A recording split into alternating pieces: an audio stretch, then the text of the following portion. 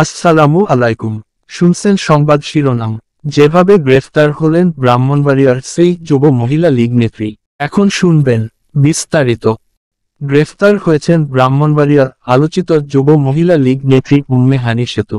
শনিবার 1 মার্চ দুপুরে তাকে আদালতে পাঠিয়েছে পুলিশ।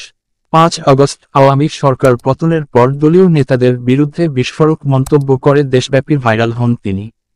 উম্মে হানি সেতু ব্রাহ্মণবাড়িয়া জেলা যুব মহিলা লীগের সহসভাপতি। শুক্রবার 1 মার্চ রাতের রাজধানীর ধানমন্ডিতে আবাহনী খেলার মাঠ এলাকা থেকে তাকে আটক করা হয়। ধানমন্ডি থানার ভারপ্রাপ্ত কর্মকর্তা ওসি আলী আহমেদ মাসুদ জানান, আবাহনী মাঠের পাশে সড়কে সেনাবাহিনী সহ যৌথ বাহিনীর তল্লাশি অভিযান চালানো হয়। তখন উম্মে হানি সেতুকে পেয়ে তাকে তল্লাশি করা হয়। এ সময় তার মোবাইল থেকে কিছু তথ্য পাওয়া যায়। তখন জানা যায় তিনি যুব মহিলা লীগের নেত্রী।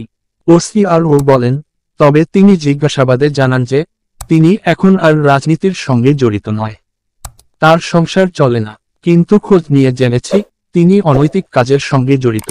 পরে তাকে আমরা আটক করে থানায় নিয়ে আসি। তাকে শুক্রবার আদালতে পাঠানো হলে জামিন পান। ব্রাহ্মণবাড়িয়া থানার ওসি জানান, উম্মে হানি সেতুর বিরুদ্ধে একাধিক মামলা আছে। তিনি যেন বিদেশ না যেতে পারেন এই ব্যবস্থাও নেওয়া আছে। পরে তাকে আবার গ্রেফতার করে ব্রাহ্মণবাড়িয়া সদর থানা পুলিশের কাছে হস্তান্তর করা হয়। উম্মে হানি সেতু আওয়ামী সরকার পতনের পর দলীয় একটি ফেসবুক গ্রুপে সিনিয়র নেতাদের নিয়ে আপত্তিকর বক্তব্য দেন। এর অডিও রেকর্ড জাগো নিউজের কাছে এলে সংবাদ প্রকাশ হয়। তখন ঘটনাটি দেশজুড়ে আলোড়ন তৈরি করে। এ ঘটনায় ব্রাহ্মণবাড়িয়া প্রতিনিধিকে ফোনে গালাগাল করে হুমকিও দেন উম্মে হানি সেতু।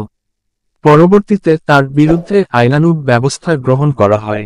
এ বিষয়ে ব্রাহ্মণবাড়িয়া সদর মডেল থানার ভারপ্রাপ্ত কর্মকর্তা ওসি মুজাফফর হোসেন জানান, শনিবার সকালে ঢাকা থেকে উম্মে হানি সেতুকে ব্রাহ্মণবাড়িয়ায় নিয়ে আসা হয়। তার বিরুদ্ধে 3টি মামলা চলমান। ব্রাহ্মণবাড়িয়া 24.নিউজ।